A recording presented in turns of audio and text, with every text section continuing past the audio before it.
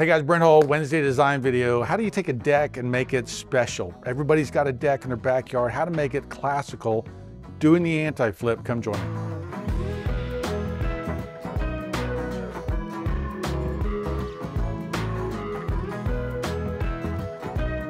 Okay guys, back at the anti-flip for my daughters, and really this is an exercise in how to turn a deck into something a little bit more elegant and nice. I'm drawing in the windows with the shutters. That's the shutter pattern design they've picked. Those are on the way from Timberlane. Excited about seeing those. But basically every house in America, it seems, has a deck of some sort. And I look at it, especially on this house, as being an opportunity to build something more elegant, just nicer. And go, this could be an outdoor living room now. And what I'm doing is, there's a couple ways to do this, but I'm essentially changing the in-ground 4x4 post with brick. And this goes back to an historic precedent. And then I'm breaking up this kind of opening into 3 sections. I like, when you divide a wall, dividing it into 3s is better because it centers the eye and kind of helps you land on something. Notice that center section is a little bit bigger than the other 2 sides. Again, kind of a classical ideal, but I'm doing, these could be round columns or piers or squares. I'm thinking I'm landing on square columns. These would have a capital, these would not. Okay, so there's a hierarchy of beams here. These would be kind of 10 by 10, these would be 5 by 5. What I'm showing is that, there's a number of different ways to do the balustrade. I'm showing like the major post being a 10 by 10, the smaller post being a 5 by 5, and then I'm chamfering it. And so the handrail's coming in just above that where it meets the post. You are chamfering that detail, again, an historic precedent. I'm showing different ways of dealing with this balustrade. Because it's a cottage house, because it's a little cape, we don't want to get too fancy. That's why I'm kind of leaning towards the square columns over the round columns. I don't want to make this piece more important than the front porch, which we're fixing, as you know.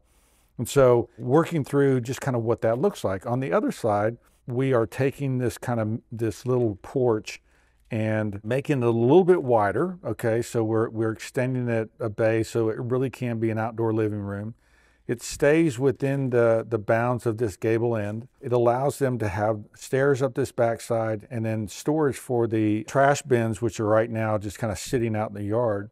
So it organizes things functionally a little bit on this side. I'm again breaking out this whole thing. I've got the big 10 by 10s, the 5 by 5s here, breaking it out.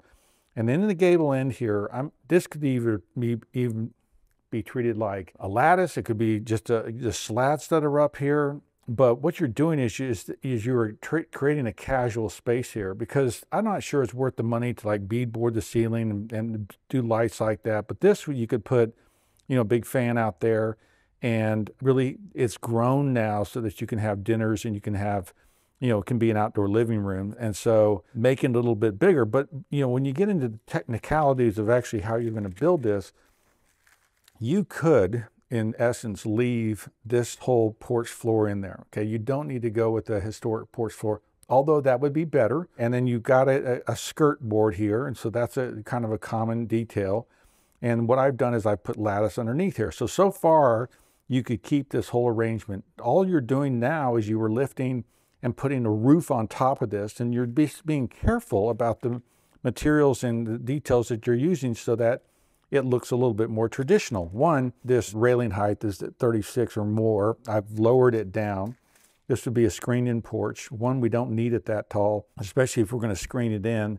And so I've dropped it, probably 8 inches, maybe 10 inches, something like that. That gives that kind of classical look.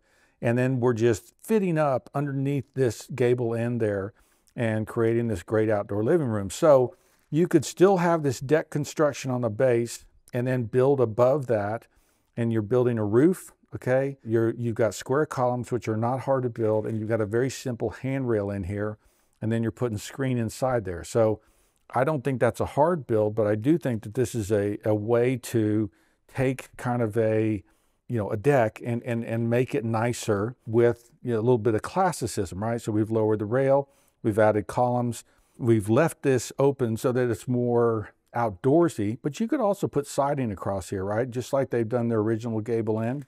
We could take that gable end and pull it forward. That would make it less cottagey, less lake housey. And so you could put siding across here to make that work. But anyway, there's a bunch of good things that can happen here, but you can take a deck, turn it into a classical thing, lower the handrails, better columns, spacing, lattice work, some traditional details, and not for a ton of more money more, you've built a much better space. Okay guys, what do you think? Big change, big difference as we take an ordinary deck, lower the handrail, add some columns, the brick and the lattice work, right? Those are historical details that you bring forward, but for not a ton of money, you have increased the quality, increased the look, increased, I think, the value of the thing without spending a ton of money. So I think it's a big deal. I think you can take all these decks, 80% of them American, and make them much better if we take some classical details and work them in. Let me know what you guys think. I'm Brent Hull. Thanks for watching.